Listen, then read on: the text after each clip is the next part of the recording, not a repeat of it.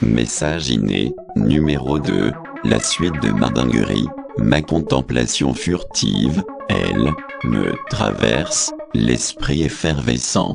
Je dois encore, vous l'avouer. Croyez-moi, c'est du browning, aux éclats sulfatés. Oh, si, croyez-moi, tout passe avec l'humour. Discours de paix à l'ONU, Organisation des Natives Unitaristes, version Foldingus, en Bermuda spatiale. Oh que oui, oh oui. Mesdames, messieurs, excellences, ambassadeurs, diplomates, et, toi, là-bas, qui t'endors au 3e rang.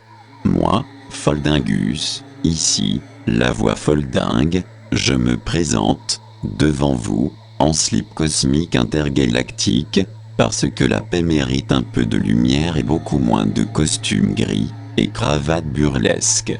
Aujourd'hui, je viens vous dire la vérité universelle, si on ne peut pas faire la paix en pantalon, autant essayer, en slip ou nard.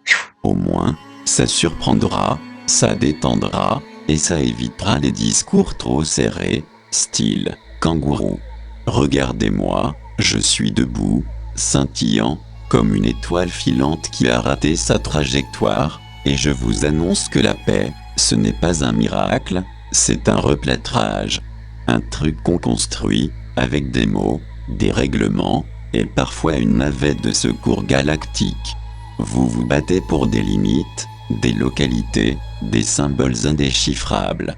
Mais moi, Foldingus, je vous le dis, le seul terminus, vraiment dangereux, c'est celui qu'on met entre nos cerveaux et nos cœurs.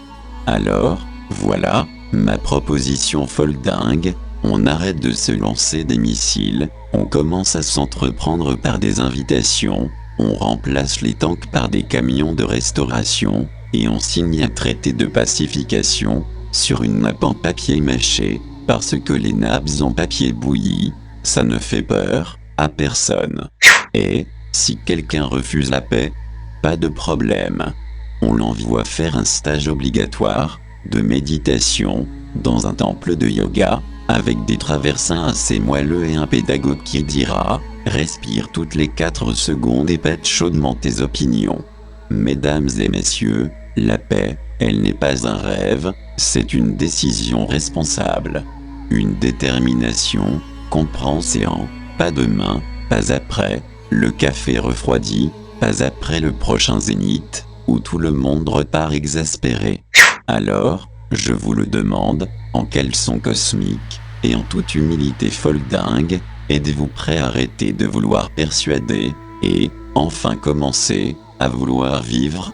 Parce que si un type, en culotte brillante, il peut vous dire, ça, sans rougir, alors, vous pouvez sûrement le faire, en vous défroquant. Moi, Foldingus, ici, la voix foldingue, l'ambassadeur intergalactique, du bien-être psychologique, et du textile minimaliste. Foldingus, ici la voix foldingue. À bientôt au prochain épisode.